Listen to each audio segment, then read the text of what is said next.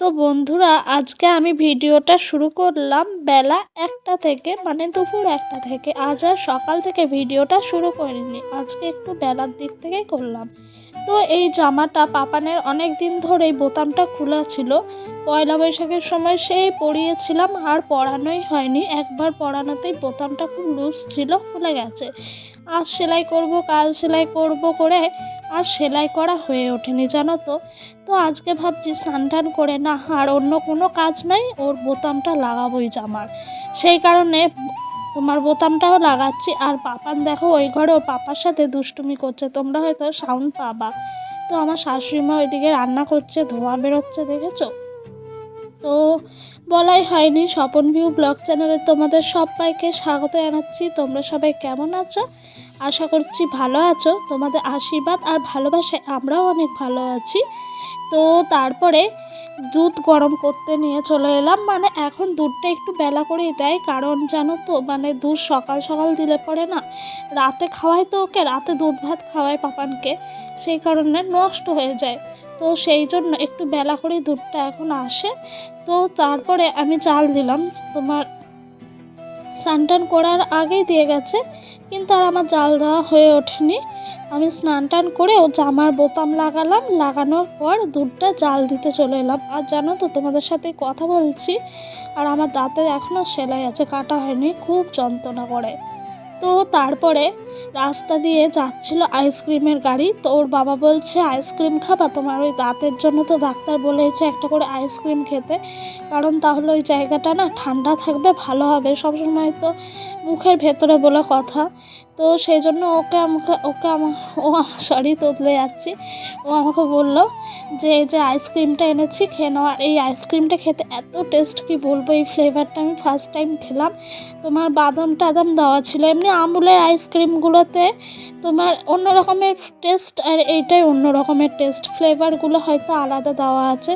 তো এই গরমের মধ্যে জানি সবারই খুব কষ্ট হয়, এত কষ্ট হয় কি বলবো, এত গরম পড়েছে। সবারই একটা করে আইসক্রিম খাওয়া উচিত।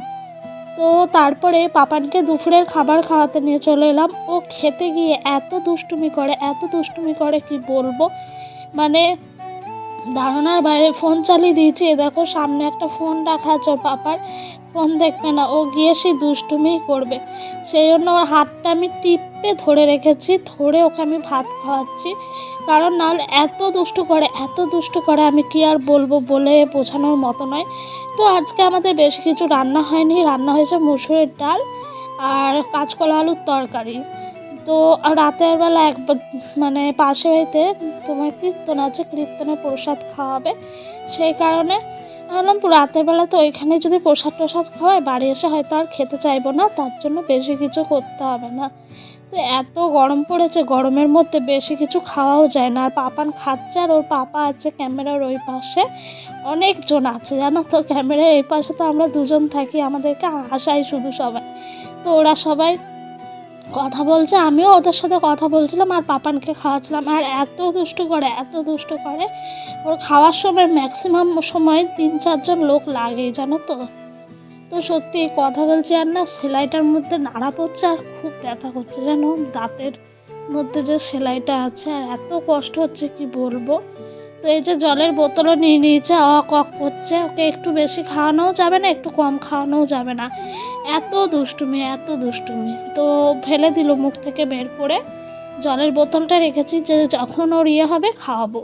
তো এদিকে আমাদেরও ভাত বেড়ে নিলাম। তারপরে এই যে এক থালায় আমার ভাত, এক থালায় ওর বাবার ভাত। আর এটা সকালকার আলু চচ্চড়ি ছিল, জানো, ওই আলু চচ্চড়ি, পটল ভাজা, আর তোমার হয়েছে কাঁচকলা আলু দিয়ে তরকারি। এটাই আজকে দুপুরের খাবার আমাদের।